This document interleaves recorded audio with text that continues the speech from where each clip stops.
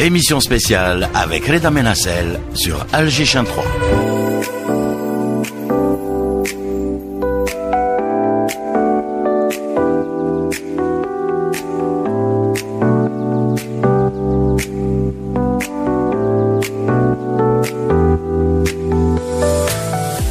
Mesdames, Mesdemoiselles, Messieurs, je vous salue bien bas et je vous dis bienvenue dans ce numéro d'une série d'émissions spéciales que la Chaîne 3 va consacrer à la cybersécurité et à ses différents enjeux. Je suis Reda Menassel en compagnie de Hakim Ben Moussa derrière la vitre.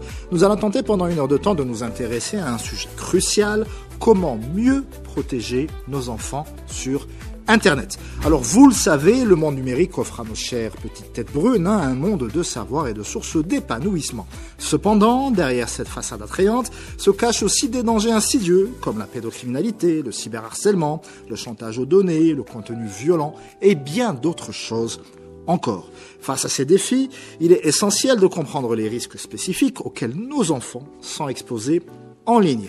Pour en débattre, nous avons le grand plaisir de recevoir avec nous le Dr Mazouz Kawthar. Elle est pédopsychiatre et coach parental. Merci beaucoup d'avoir répondu à l'invitation de l'émission. Merci, c'est moi. Et face à vous, évidemment, Riles Mahleb, qui est spécialisé dans tout ce qui est enjeux numériques et qui travaille pour Keystone. Marhaba. Bonjour, Reda. Un cyberharcèlement, qu'est-ce que c'est, docteur? Si on tient compte des définitions, il faut bien choisir les mots parce que les mots sont très dangereux par rapport à certains détails. Quand on parle d'un cyberharcèlement, c'est en fait les utilisations qu'ont les moyens numériques afin de nuire à une personnalité quelconque. Je ne parle pas de personne, mais de nuire directement à l'appareil psychique d'une autre personne persécutée. On peut donner par exemple certains exemples, par exemple l'utilisation d'une identité usurpée, par exemple le fait d'intimider une autre personne à travers des moyens numériques. C'est-à-dire nos enfants, j'allais dire, dans la cour de récré, transposés à l'écran, au numérique. Oui, à peu près, voilà. Et les dommages sur le cerveau, sur la psyché, sur le monde émotif de l'enfant sont les mêmes? Pas tout à fait. Je pourrais même dire que l'impact sur la santé mentale de l'enfant et de l'adolescent quand il s'agit d'un cyberharcèlement est un peu plus profond parce que en fait on parle plus de répétition mais de durabilité de la nuisance. C'est-à-dire lorsque l'enfant c'est pas un épisode, mais ça se prolonge dans le temps. Absolument. Donc déjà, c'est la différence principale entre un harcèlement traditionnel et un harcèlement numérique. C'est en fait le cadre spatio-temporel, le classique où dans le harcèlement traditionnel, on est dans un endroit précis, qui est la cour de récré ou en classe, à l'école. Mais après, l'enfant ou l'adolescent a un refuge dans un endroit plus sûr. D'accord. Donc par exemple, il y a une coupure en fait. Absolument. Par exemple, sa chambre, la maison, le foyer, il devient un cocon une là où l'enfant de solitude pour citer super. Absolument. Mais lorsqu'il s'agit d'un cyberharcèlement, même le cocon de sécurité devient lui-même attaqué. Donc, parce que l'attaque et le harcèlement, il est durable dans le temps et aussi, quel que soit le lieu où se trouve l'enfant ou l'adolescent, il est toujours attaqué, il est toujours persécuté. Et là, on réagit comment lorsqu'on est un professionnel de la santé comme vous? Comment est-ce qu'on prend en charge ce cas de figure très précis? Oui, en fait, avant de commencer de parler d'une prise en charge, peut-être une prise de conscience dans le sens où on veut d'abord prévenir et faire une sorte de coaching parental ou carrément déceler les signes que peuvent présenter les enfants et les adolescents harcelés. Donc, avant de prendre en charge, quand on est la cible de ça, la dernière personne à qui on a envie de se confier, c'est ses parents en fait, en général. Absolument. Mais pas que. Parce qu'en fait, pourquoi les enfants harcelés ou les adolescents harcelés sont généralement dans le mutisme, ou ils sont carrément mutiques? Parce que premièrement, soit on est dans la surprotection des parents parce qu'on ne veut pas causer des problèmes à leurs parents, soit on se sent tellement dans la culpabilité. Exactement, c'est ce que j'allais dire. Et dans la honte qu'on ne veut pas partager un secret. Ils se sentent responsables du cyberharcèlement Absolument. qu'on Donc, reçoit. Parce que il se passe dans le cerveau de l'enfant ou de l'adolescent, comment je peux me confier sur un problème où je me sens fautif, carrément responsable de cette nuisance. Donc dans ce cas, nous on demande aux parents d'abord dans leur quotidien au sein de la cellule familiale d'avoir une signe. D'abord, de faire preuve d'une éducation qui permet à l'enfant de se réfugier auprès de ses parents parce qu'il est en sécurité. Mais quoi qu'il arrive, je peux me confier à un adulte et je peux me faire aider par une tierce personne. Et ensuite, c'est être attentif à certains signes parce que les signes du harcèlement peuvent être très subtils et ne sont pas forcément criards. Mais on peut commencer par exemple par un petit retrait, une petite déprime pour ne pas dire dépression. Par exemple, on peut avoir aussi des signes d'absentéisme ou carrément une somatisation. Ça veut dire l'enfant ou l'adolescent commence à somatiser son anxiété et sa dépression à travers des signes physiques. Par exemple, des maux de tête, des maux gastriques. Et je dis bien que c'est pas de la simulation, mais c'est de la somatisation. C'est-à-dire il y a un transport du signe psychique qui devient physique à cause de cette anxiété. Alors, je vais vous poser une question. Je parle sous votre contrôle, évidemment. Je suis pas psychologue ou autre. Je vous en prie. Mais est-ce que c'est facile à faire dans notre société où on va dire que la parole de l'enfant n'est pas forcément sacralisée et où il y a cette espèce d'impératif de d'être à chaque fois, faire preuve de ce virilisme exacerbé et d'être toujours à la hauteur de la situation? Je suis d'accord. En fait, ce n'est pas uniquement attribué à la société algérienne, parce que l'enfant, si on revient à l'étymologie grecque, ça vient d'infants, c'est-à-dire l'être qui ne parle pas. Oui. Donc, quand on dit un enfant, c'est-à-dire, est-ce que la parole de l'enfant d'abord, est-ce qu'elle a son poids? Déjà, même juridiquement. On lui apprend surtout à exprimer ses émotions. Voilà. On ne parle même pas de l'expression. Même si elle s'exprime bien, est-ce qu'elle a du poids? Dans le sens où est-ce qu'elle est considérée?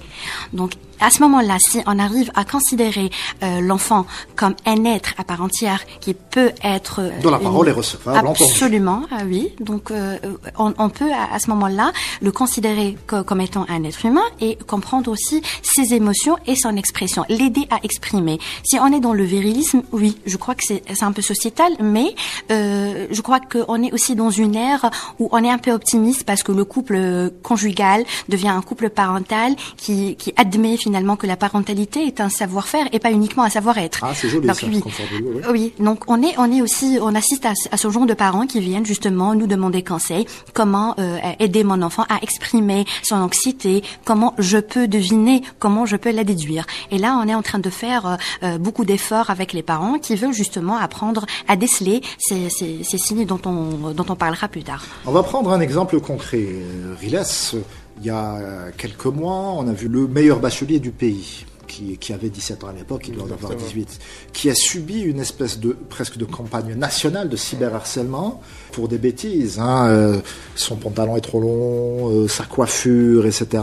Et moi, je me mets dans les baskets d'un gosse, en fait. À 17 ans, on est encore enfant, qui subit comme ça d'un coup, qui arrive à la célébrité et qui voit ce déferlement de haine virtuelle le submerger.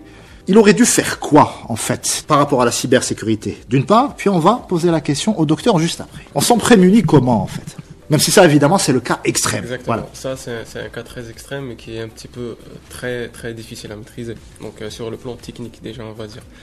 Pourquoi? Parce que, en fait, il faut considérer donc, le monde numérique comme étant un monde à côté, à part entier, avec ses propres règles, exactement. Voilà, exactement. C'est un autre paradigme. Exactement, c'est un autre paradigme.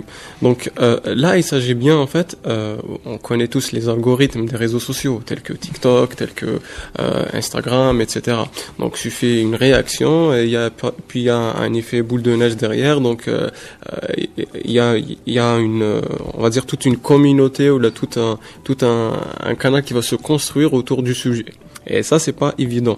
Notamment, actuellement, on voit une certaine, en fait, réactivité, donc, des internautes, des gens, donc, des jeunes, etc., par rapport à un contenu qui n'est pas forcément, on va dire, très correct. Donc, on aime bien rigoler, donc, sur les réseaux. Donc, quand on a quelque chose. Non, on aime bien se moquer. Voilà, se moquer, voilà, rigoler, c'est pas ça. Exactement, voilà. Exactement. On aime bien se moquer. Et ça, c'est pas bien. Donc, ça, c'est pas bien. Ça, comment le maîtriser? C'est pas évident. C'est pas du tout évident. Mais dans le cadre d'un exemple donc classique, on va dire, de quelqu'un qui se fait usurper son identité, on le voit souvent au lycée. Donc, il y a des jeunes ados, on crée un autre compte, un autre profil, etc. Qui en fait dire des propos, voilà, exactement, des propos, voilà, exactement. Donc, ou voler des informations. Ça, il doit y avoir derrière, on va dire, une certaine maîtrise donc de cet environnement. Voilà. Premièrement, c'est de faire attention à ce qu'on expose, parce que c'est très important. Alors ça, c'est très important. Tout reste sur Internet. Exactement. Tout reste. Même si vous avez l'impression d'avoir supprimé cette photo, cette conversation, elle est là quelque part. Exactement. Voilà. Sachez que votre photo de profil sur Facebook, qui date de 2015, je pourrais la récupérer en même pas 2 minutes. Voilà. C'est des sources publiques qui restent, donc ça s'appelle archive.org, donc ça stocke, on va dire, d'une certaine manière tout Internet. Sans compter évidemment tous les logiciels dédiés que vous, justement, White Hat, avez à votre disposition. Exactement, pour des recherches beaucoup plus affinées et avancées. Et il faut comprendre aussi que ces techniques, elles sont utilisées certes par des White Hat, mais aussi par des gens mal intentionnés. Clairement. Mal intentionnés ou mal informés, on va dire. Parce que il y a des gens qui maîtrisent pas, on va dire, l'impact. Donc, comme la docteure l'avait très bien mentionné, il y a des gens qui ne maîtrisent pas l'impact de ce qu'on fait. Parce que il y a des lycéens, à leur tour, qui ont quelques compétences techniques et qui vont aller faire les choses. Et c'est pas trop, on va dire, le problème, il vient de la sensibilisation. Donc, premièrement, qu'est-ce qu'on expose? Faut pas mettre des données n'importe quoi, n'importe comment sur ces réseaux ou là sur Internet. Et de deux, c'est pas une bonne pratique. C'est une nuisance mentale qui va être derrière. Et il y a souvent quelques composantes techniques, notamment quelques moyens, on va dire. Ils sont très utilisés. Donc, le premier, c'est l'usurpation d'identité. Le deuxième, c'est l'usurpation d'identité d'un service. On remarque actuellement et on voit constamment, donc quand on scrolle sur Facebook ou sur les réseaux, des publicités sponsorisées, etc. Principalement, ce qu'on remarque, on a même enquêté sur ça, il y a des arnaqueurs derrière. Donc, pour voler des informations, ou bien des informations donc personnelles, ou bien des informations financières qui vont de soi avec la personne en question. Data is money. Data is money. Et le dernier recours, en fait, le but derrière, c'est de monnayer l'information qui a été volée. Si c'est une donnée financière, elle est monnayable. Ransomware, notamment. Oui, mais en fait, là, je parle beaucoup plus de pages ou des formulaires où on s'inscrit, etc. Un adolescent n'est pas forcément sensibilisé. Donc, il acheter un compte pour regarder des animes ou là autre chose. Exactement, jouer, etc. Donc, il y a des publicités sur les réseaux. Et lui, il s'implique, donc il va mettre ses informations et tout, sans se rendre compte que c'est une arnaque. Donc, faut comprendre que toute attaque a un objectif clair. L'objectif, c'est de rentabiliser l'attaque en question. Comment rentabiliser? La première manière, c'est de revendre la donnée en question. Mais il y a une donnée qui n'est pas très vendable. Donc, il y a à ce moment-là, il y a le chantage qui vient. Donc voilà, on extrait de l'argent de Mindek, le gosse, voilà. Donnez-moi le numéro de votre père, ou là, des trucs dans le genre. On les voit, on a rencontré beaucoup d'incidents dans ce sens. Et tous ces moyens. Le chantage aux photos aussi. Le chantage aux photos, voilà. Oui, bien sûr. Le chantage aux photos a plein de choses. Voilà, vraiment plein de. Et à ce moment-là, donc, on est dans un autre terrain. On se rend compte qu'on est dans un autre terrain avec d'autres moyens et avec d'autres enjeux. Docteur, pour revenir à l'exemple de notre ami Bachelier, comment est-ce qu'on prend en charge un cas pareil? Pas forcément lui, mais de manière générale. Du jour au lendemain, on se retrouve comme ça connu de toute l'Algérie et la cible privilégiée de tous les haters qui s'ennuient. Oui. En fait, le cas du bachelier est un peu extrême, mais ce sont des cas qu'on voit presque quotidiennement, de manière très régulière. Enfin, extrême pas forcément, il y a des... Extrême dans le sens où la propagation de l'information a été vraiment... Parce qu'il y a aussi des influenceurs qui se font buzzer, etc. Ça arrive, hein. Peut-être pas la même ampleur. Absolument. Mais donc, voilà. Quand je parle extrême, c'est par rapport à l'ampleur, mais dans le sens où je rectifie que la menace, elle est omniprésente. Je me souviens, il y a 2-3 ans, il y avait une petite fille de 12 ans qui avait été filmée pour sa fête de fin d'année. Okay. Et elle avait le malheur de porter une robe qui a gêné quelques personnes. Elle a 12 ans, c'est une petite fille. Okay. Ça a été un déferlement extraordinaire. Et moi je me dis, si j'ai 12 ans et que je reçois comme ça des insultes du soir au matin, si ma photo circule partout, ça va être éprouvant pour la psyché. Absolument. Le fait que vous parlez de prise en charge, moi, c'est des euphémismes, mais j'aurais préféré la prise en soin, parce que carrément. Parce que déjà, lorsqu'un enfant, je suis en face d'un enfant, un adolescent harcelé, le fait de dire prendre en charge, c'est-à-dire je suis en train de prendre, il est une charge. Ah, d'accord.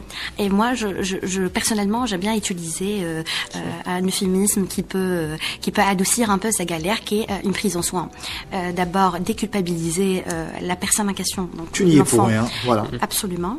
Lui dire que en fait ce n'est pas de ta responsabilité, ce n'est pas de ta faute d'être la cible de ces attaques, parce qu'en fait le problème de la culpabilité il fait rentrer la personne dans un engrenage incroyable. En fait, coupable de quoi? C'est un peu une espèce de dire qu'il y a des profils qui sont harcelables, si je peux me permettre. Et alors, les profils, même les parents qui viennent dans la consultation, est-ce que c'est sa personnalité qui a fait qu'il soit vraiment harcelé et pas un autre enfant? Moi, je tiens à dire à travers le micro qu'il n'y a pas de profil. Il n'y a pas d'enfants qui sont plus harcelés que d'autres ou ils sont plus facilement harcelés que d'autres. Bon, il y a des facteurs de risque, je suis d'accord. Entre autres. La différence, c'est-à-dire on a tous fait l'école primaire, il suffit que quelqu'un soit un peu enveloppé, que quelqu'un porte des lunettes, qu'il est un peu différent, qu'il sorte un peu de la norme, et ça en fait automatiquement la cible de la cour de récré. Alors comme le disait le docteur en début d'émission, c'était circonscrit à une temporalité et à un espace bien défini. Mais là, ça poursuit, et la petite fille en question, ça a buzzé pendant 2 mois, 2-3 mois. Absolument. Moi, je me mets dans ces baskets, c'est absolument horrible, absolument invivable. Et c'est justement le défi en face duquel on se retrouve en tant qu'intervenant spécialiste, parce que lorsqu'il s'agit d'un harcèlement traditionnel, si je peux me permettre, alors on peut court-circuiter la situation, on peut la maîtriser, parce qu'on peut déjà, on a une personne ciblée, et l'identité, elle est là, elle est claire, et il y a aussi... On peut convoquer les parents du harceleur, le médecin a un rôle à jouer, le professeur aussi, etc. C'est-à-dire les mécanismes bainés. Exactement. Donc la maîtrise, elle est faisable. Mais quand il s'agit du net, j'ai pas envie de démotiver les parents, mais c'est un peu très difficile de maîtriser seul la situation.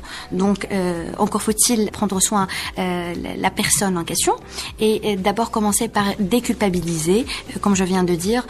Vous n'y êtes pour rien.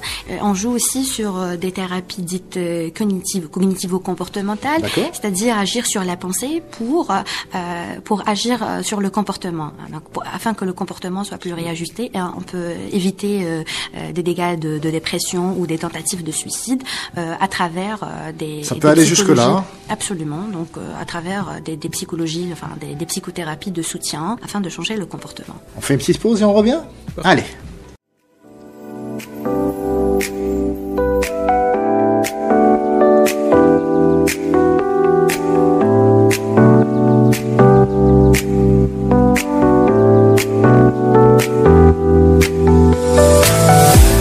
Et vous êtes toujours à l'écoute des programmes de Radio Aléchien 3, Reda Menassel pour vous servir derrière son fidèle micro, accompagné de Monsieur Ben Moussa himself derrière la vitre. On continue notre passionnante conversation avec le docteur Mazouz Kauthal, qui est pédopsychiatre, et avec Rilez Mahleb, qui est professionnel de la cybersécurité. Nous sommes en train de discuter d'un sujet d'actualité, d'un sujet crucial: comment mieux protéger nos enfants sur Internet. On va s'intéresser tout de suite à un sujet très grave, en l'occurrence la présence de pédocriminels sur les réseaux sociaux. Docteur, comment est-ce qu'on définit un pédocriminel ? Un pédocriminel, c'est le même concept qu'un cyberharcèlement, c'est-à-dire on utilise les moyens numériques afin de harceler ou carrément violer numériquement une catégorie d'âge pédiatrique, c'est-à-dire un enfant ou un adolescent qui n'a pas encore atteint l'âge du consentement. Alors on a un peu tendance à se dire que ça n'arrive qu'aux autres, mais pas du tout, Riles. Exactement. En fait, on a en fait l'utilisation de quelques techniques et de quelques moyens, on va dire, technologiques. Et là, ce qui se retrouve donc dans des mains très malveillantes. Et ça, en fait, notamment, je vais parler d'une technique en fait qui est l'OSINT. En fait, elle est utilisée à la fois donc contre eux. Alors, j'allais te poser la question. Il y a un militant justement de cette cause américain très très connu, dont le nom m'échappe, mais qu'on peut retrouver et mettre sur la page Facebook de l'émission, et qui infiltrait en fait les forums de pédophiles, qui leur donnait des rendez-vous virtuels, et qui allait sur place accompagné par les forces de police. Et je pense que grâce à lui, 200 ou 300 enfants ont été sauvés, et on le remercie vraiment pour ce travail juste extraordinaire qu'il a pu mener. Bien sûr. En fait, faut savoir que voilà, donc il y a toujours des traces sur Internet, donc que ce soit de l'enfant ou du pédocriminel. Ces traces, en fait, elles peuvent être retrouvées grâce à ce qu'on appelle de l'OSINT, donc l'Open Source Intelligence Network.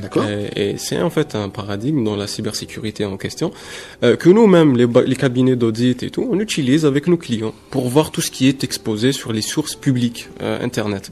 Une source publique, c'est peut-être un réseau, peut-être un forum, peut-être un jeu vidéo, etc. Donc tout ça, c'est les traces, en fait. Les traces, on va dire. Voilà, exactement. Et lors de ces échanges, en fait, avec soit l'enfant, avec l'ado, il y a des traces qu'on pourrait retrouver donc sur Internet, surtout notamment sur certains forums, etc. Et c'est de cette manière-là que voilà, il arrive à avoir des résultats. Je me souviens avoir travaillé sur cette thématique très lourde, parce que pour être journaliste et avoir des années de pratique, c'est jamais évident de se confronter comme ça à l'horreur humaine d'un coup. J'avais travaillé sur ça en 2014 et en 2015, et j'avais cherché. À l'époque, c'était les forums actifs. Voilà. Exactement. Voilà.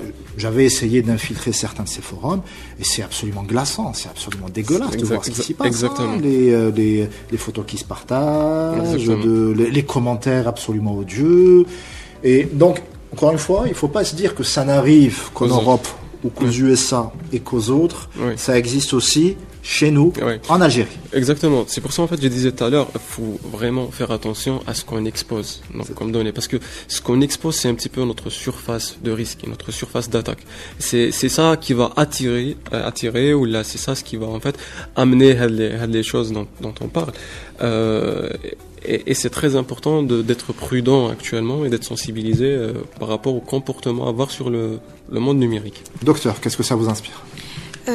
Ça m'inspire là tout de suite à un cas que j'ai vu en consultation, une jeune adolescente de 14 ans, si ma mémoire est bonne. Alors, les zones de vulnérabilité, j'avais vu une étude européenne, c'est de 13 à 16 ans. Absolument. C'est la zone critique, voilà. Premièrement, compte tenu déjà de leur fragilité dans la période d'adolescence, voilà, et puis parce que c'est la puberté, la construction de soi, la etc. curiosité aussi de découvrir, de rentrer dans le social, d'agrandir son cercle. Donc, on est un peu moins méfiant que les adultes, mais puis aussi par rapport à l'exposition à la connexion et l'utilisation des écrans.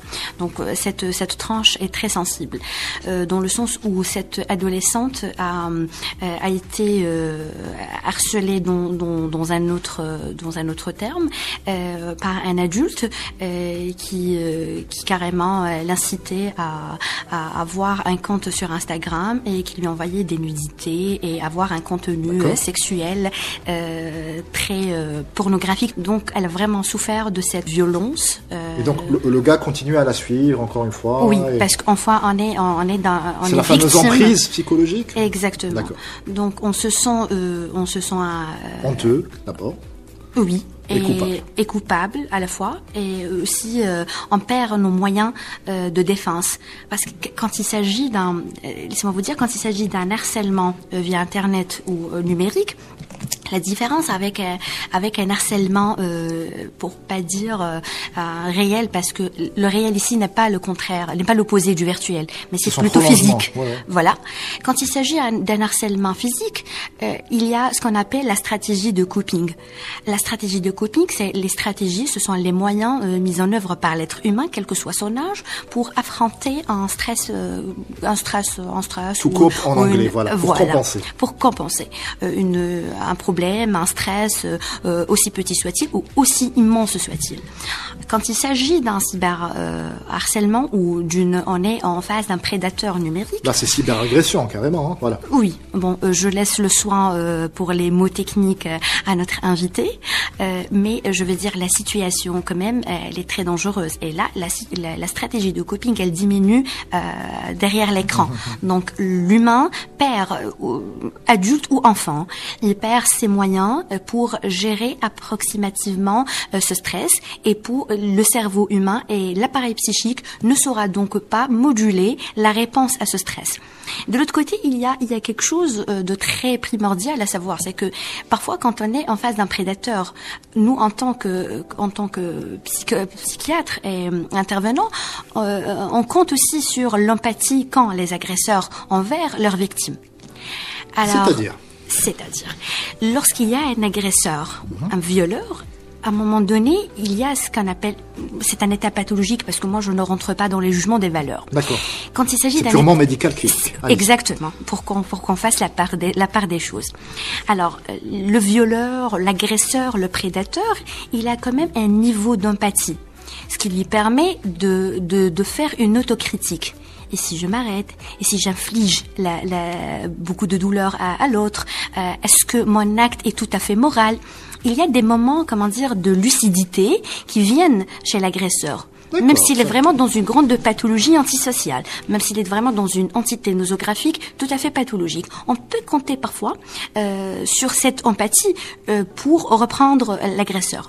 Mais quand il s'agit d'un agresseur numérique, là, l'empathie, elle va diminuer et presque va se réduire au néant. Donc, on ne peut même pas avoir une empathie particulière envers la victime.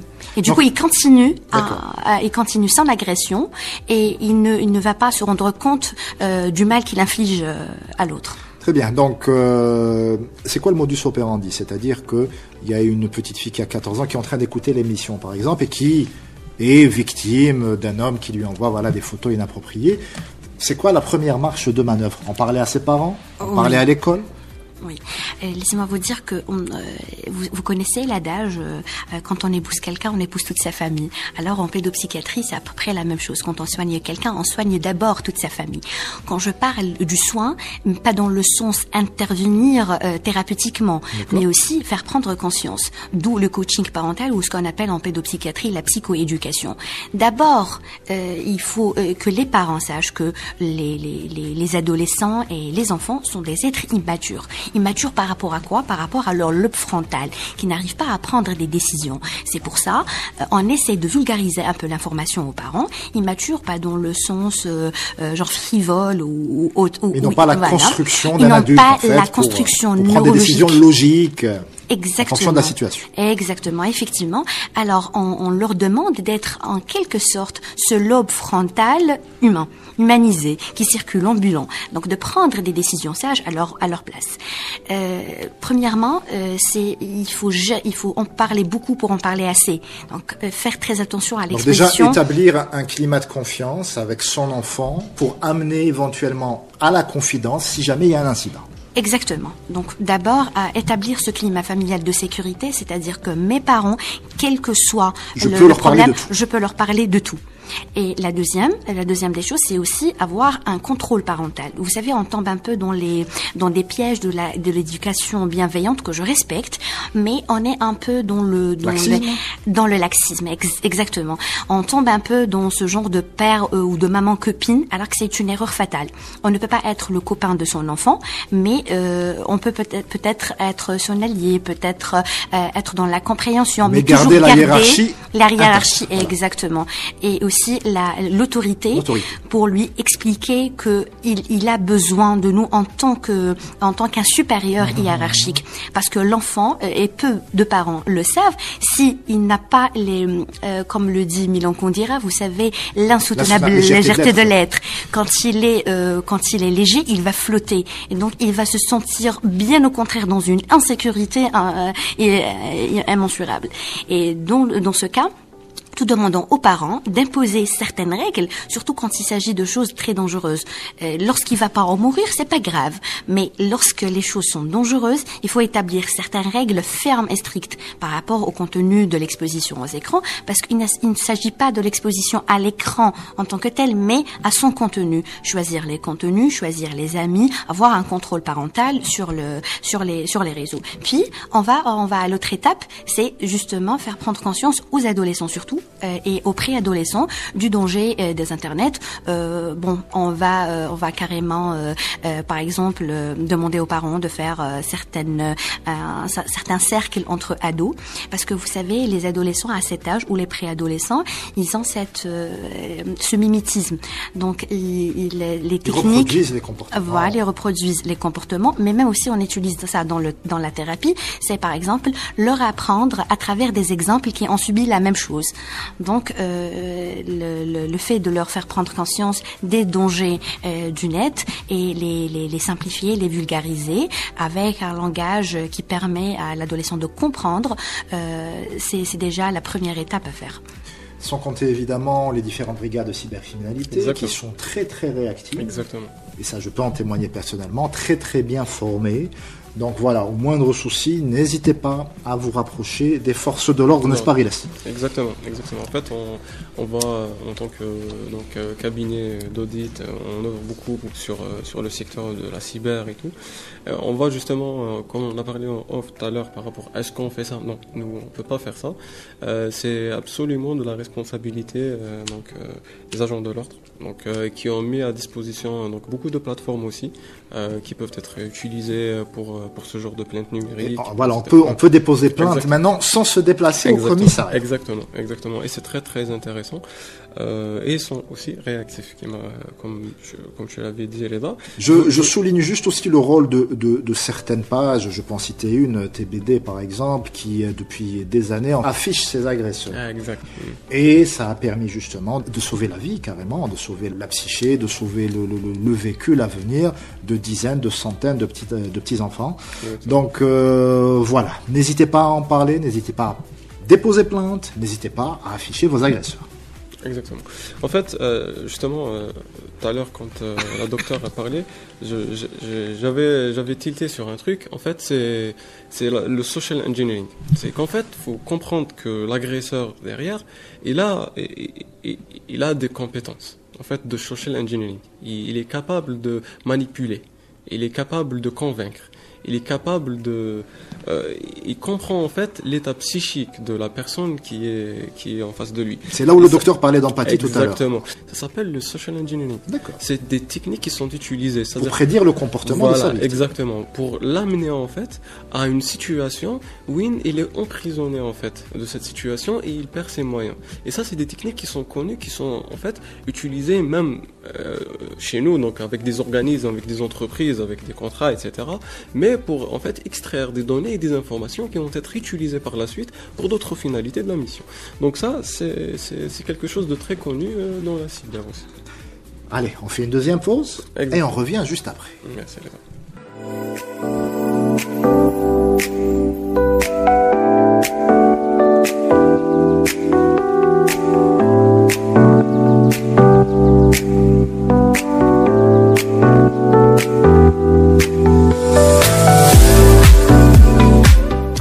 C'est la troisième et dernière partie de cette émission spéciale où on s'intéresse justement à nos enfants sur Internet, comment faire en sorte qu'ils arrivent à y surfer de la manière la plus sûre possible. On continue d'en parler avec le docteur Mazouz Kawthar qui est pédopsychiatre et Riles Mahleb, notre conseiller, notre consultant, notre chroniqueur, rien qu'à nous. Voilà.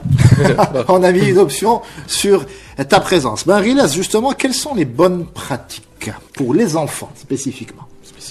En fait, je vais m'adresser principalement aux parents, en fait, parce que sur Internet, actuellement, on peut surveiller nos enfants. En fait, on a fait déjà des émissions autour de ça, notamment dans Médiatique, et ce que disent souvent les parents, c'est que ils n'arrivent pas à joindre les deux bouts. C'est-à-dire les deux travaillent très souvent, ils arrivent à la maison en fin de journée.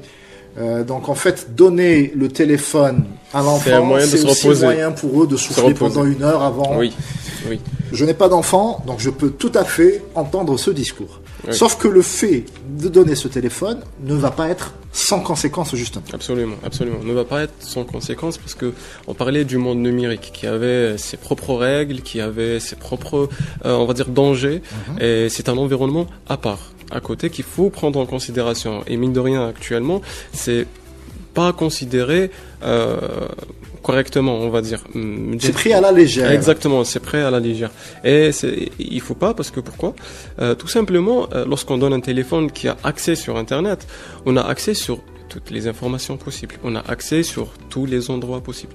Et actuellement, donc, un enfant pourrait, avec sa naïveté ou avec sa méconnaissance, tomber dans un piège très facilement. Donc, ce que je conseille en premier lieu, c'est un contrôle parental qui est, on va dire, souple, qui pourrait donc un petit peu correspondre à l'enfant, notamment au temps d'écran, à la consommation d'écran. On a actuellement ce type d'application donc avec lesquelles on peut faire la gestion de ce point-là. C'est-à-dire, on a. Si tu parles des applications qui sont proposées par les opérateurs de téléphonie, elles sont facilement contournables, hélas. Hein. Maintenant, le moindre enfant arrive à jongler avec les VPN, les machins. Donc c'est plus un contrôle, j'allais dire présentiel, oui. Et l'implication carrément des parents. Oui. Donne-moi ton téléphone, je te le donne une demi-heure et je le reprends. Oui, oui. Voilà. Mais il y a des composantes en fait qui sont quand même très dures à contourner, notamment les MDM, etc. Donc les Mobile Device Management. C'est bon, certes, c'est des solutions qui coûtent un petit peu cher pour une famille, on va dire. Et cela sous-entendrait que les parents voilà, un investissement, exactement, un investissement derrière, etc. Mais qu'il faut prendre en considération. On en parlait donc la semaine passée sur l'estimation de risque. Donc, il faut toujours estimer le risque qu'il y a derrière et il faut l'apprécier. Est-ce qu'on l'accepte ou pas? Mais il s'agit bien de nos enfants. Donc, tout à fait. Voilà, c'est un investissement qui est requis. Ces fameuses donc, comme je disais, plateformes ou le framework de management de téléphone ou d'écran, donc que ce soit Xbox, que ce soit PC ou que ce soit donc téléphone mobile, tous ces écrans peuvent être managés du coup. Et il y a un temps d'écran avec des zones destinataires. Donc oui, nous visiter. Donc quels sont un qui sont autorisés par les parents et c'est quoi l'activité de l'enfant dans les endroits. Je vais vous donner un exemple et on va donner la parole au docteur. J'étais chez le médecin il y a quelques mois et j'attendais mon tour. Et face à moi, il y avait un gosse qui ne devait pas dépasser les 6 ans. Oui. Et j'ai cru comprendre que la maman était rentrée pour faire sa consultation et elle a laissé l'enfant en question avec son téléphone. Alors j'entendais, c'était TikTok, parce qu'évidemment sur TikTok c'est les mêmes chansons, donc on arrive à reconnaître. Et je vous certifie que j'ai eu peur de l'expression de l'enfant face au téléphone. C'était un véritable zombie.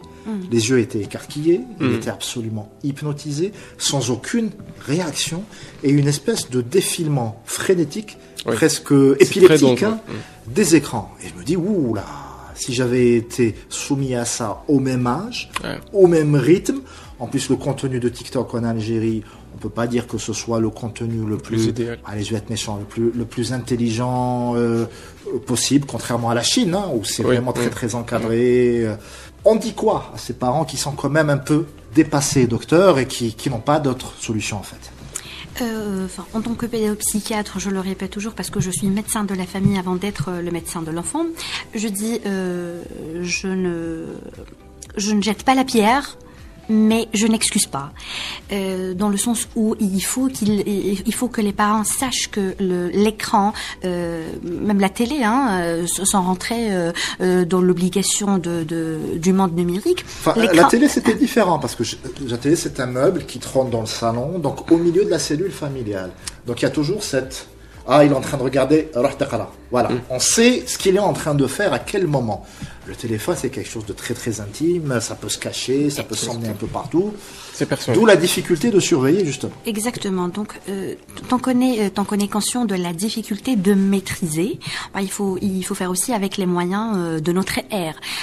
On est conscient, en tant que maman finalement aussi, on est conscient que c'est très difficile de maîtriser un outil pareil, parce qu'il finit par te maîtriser lui-même. Le téléphone finit par te maîtriser. supervisé. Et donc, on demande aux parents... C'est Who Watch the Watchman d'Alan Moore, voilà. Exactement. Donc, on veut dire, le message que je veux lancer, c'est que faire de son mieux et de faire preuve de vigilance. Ça, c'est en premier lieu. Vigilance dans le sens, il faut être à cheval, il faut toujours surveiller, revisiter les historiques, faire par exemple des demandes comme ça inopinées du téléphone, qu'est-ce que tu regardes, avec qui tu parles, et ensuite ça dépend de la tranche d'âge aussi avec laquelle on a affaire. Par exemple, quand il s'agit d'un enfant, l'autorité elle est plus facile à émettre. Quand il s'agit d'un adolescent, hein, c'est un peu délicat. C'est ce que j'allais dire, la frontière entre l'espionnage et le respect de sa construction, de sa vie privée. Oui, voilà, ça peut être très ça pose une question carrément éthique dans mon métier. Hein. Est-ce qu'on a déjà ce droit? Oui. Mais puis lorsqu'on mesure l'étendue du danger, on essaye de faire comprendre aux parents qu'il s'agit de communication et on utilise en quelque sorte des stratégies de modeling. C'est quoi la stratégie de modeling? C'est parler à son adolescent, mais d'une histoire ou d'un cas d'un autre adolescent qui a vécu. C'est-à-dire pas le mettre en accusation lui-même. Absolument, on va le mettre un petit peu dans le spectateur du récit et pas l'orateur du récit. Alors il peut arriver ce qui est arrivé. Transposer directement donc cette situation. Exactement. Ce qu'on appelle aussi c'est la théorie d'esprit quand les humains justement en différence des autres intelligences artificielles. Donc qu'est-ce qu'il faut faire en fait? Il faut leur donner le téléphone à partir de quel âge? Qu'est-ce que vous conseillez? Le téléphone, je ne peux pas définir, il n'y a pas de tranche d'âge parce qu'il s'agit d'un style d'éducation. Je ne peux pas prétendre être là pour faire la moraliste aux parents, mais je peux leur dire que si vous donnez le téléphone, vous devez être obligatoirement dans la réflexion que vous avez quand même émis une arme très dangereuse à votre enfant. Soit vous assumez et vous devez être vigilant et à cheval, soit carrément ne pas donner, mais utiliser les moyens qui vous vont le mieux. Voilà. Alors je parle sous votre contrôle évidemment, ça peut aussi provoquer des soucis cognitifs par exemple. Il y a des études qui de plus en plus montrent que plus l'enfant est exposé tôt au téléphone, moins il va être amené spontanément à la lecture, moins il va pouvoir élaborer des idées logiques, etc., etc.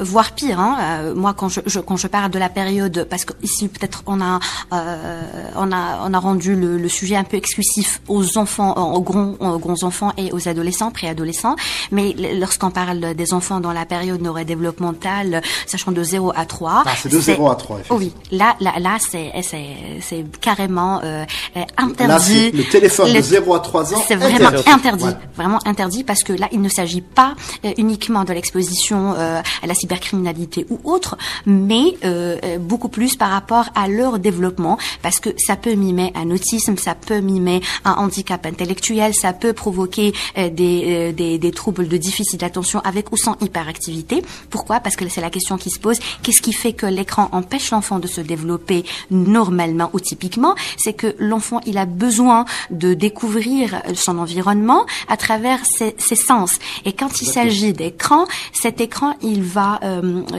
rendre les sens feignants, voilà, dans le sens où il n'a pas besoin de les stimuler pour pouvoir avoir, par exemple, un maximum de couleurs, un maximum de toucher. Et là, quand on hypostimule les sens, il n'a pas besoin de rentrer en contact avec son environnement. Il a sa bulle. C'est comme un muscle qu'on ne travaille pas, en fait. Exactement. Et là, on va avoir des tableaux qui miment l'autisme et ce qu'on appelle l'autisme des écrans. Et on arrive déjà à la fin de cette émission. Merci beaucoup, en tout cas, Dr Mazouz Kawthar, vous êtes pédopsychiatre, vous avez été accompagné de Monsieur Ghilas Mahleb, qui est professionnel de la cybersécurité. Merci beaucoup, amis auditeurs, pour votre attention, votre fidélité. Quant à toi qui m'écoutes et que je tutoie, si tu vagabondes sur les ondes, ramène du monde et à très vite.